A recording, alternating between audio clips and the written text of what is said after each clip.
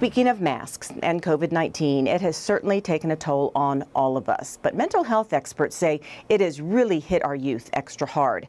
Social isolation, trying to learn from home, and fear of the virus itself has caused a frightening uptick in teen suicides and attempted suicides. Well, this got the attention of the city of Las Vegas because we care about our kids. So recently, we teamed up with one of our very own Las Vegas Raiders to address the issue. Solomon Thomas, we're used to seeing this defensive tackle for the Las Vegas Raiders on the football field, fighting it out with the opposing team. But there is another fight he's waging.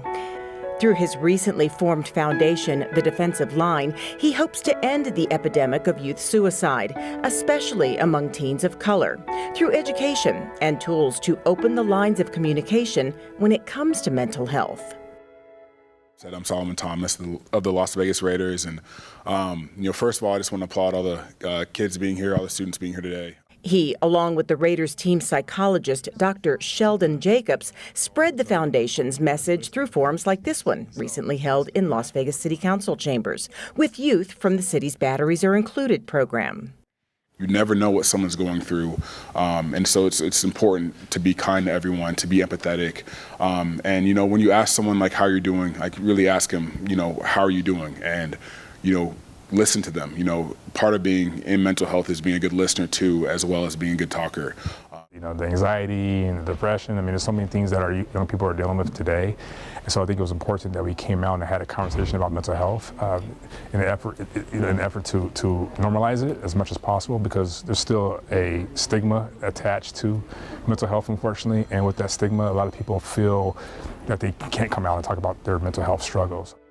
Unfortunately, Solomon knows all too well what can happen when depression and anxiety are not confronted and treated like the illnesses they are.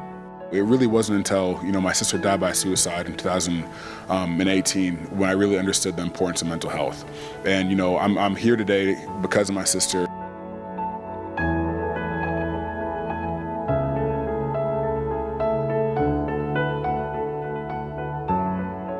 He, his big sister Ella, and their parents, Martha and Chris, were a tight-knit family.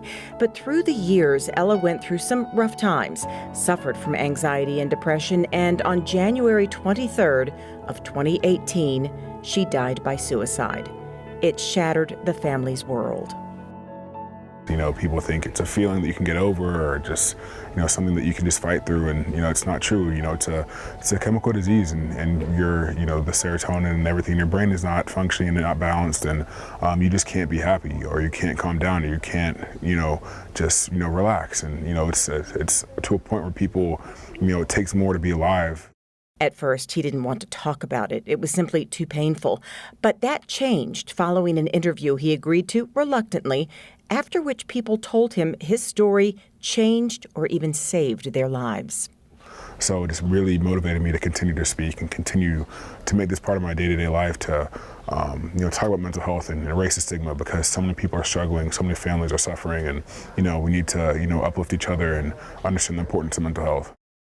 That prompted him to form the Defensive Line Foundation, which regularly hosts events like this one, where he opens up about it all, the heartbreaking loss of his sister, and his own struggles with anxiety as a teen and in college. And I would not sleep for hours and hours and hours. I would stay up until like 3 a.m. just because I was having anxiety attacks about what am I doing, what is going to be next. And I didn't understand what I was going through. It took me a while to find the language to describe it, to find help, and to see a psychologist or therapist. Hearing his story gives the kids courage to open up, often really open up. But I attempted suicide in March, and obviously I'm still here. I'm getting the help I need, but nobody really noticed how bad I was hurting until it got to that point.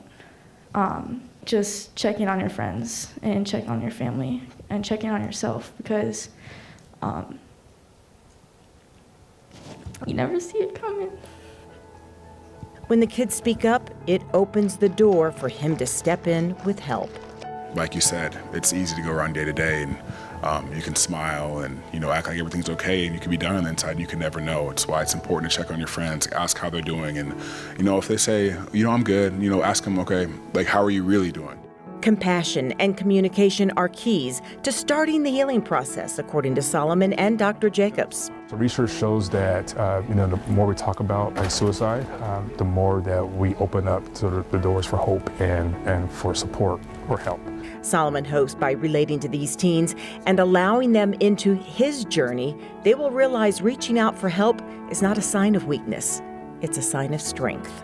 Because we're all going to go through mental health at some point in our life, and I wanted to show them as a professional athlete, as what people would call a big, tough guy, that I suffer too. I have mental health, struggles from a day-to-day basis, and I have to work on it every day. It's not something that I can just get over. I have coping mechanisms. It's something that I work on every day. So I just want to relate with them and let them know it's okay to not be okay.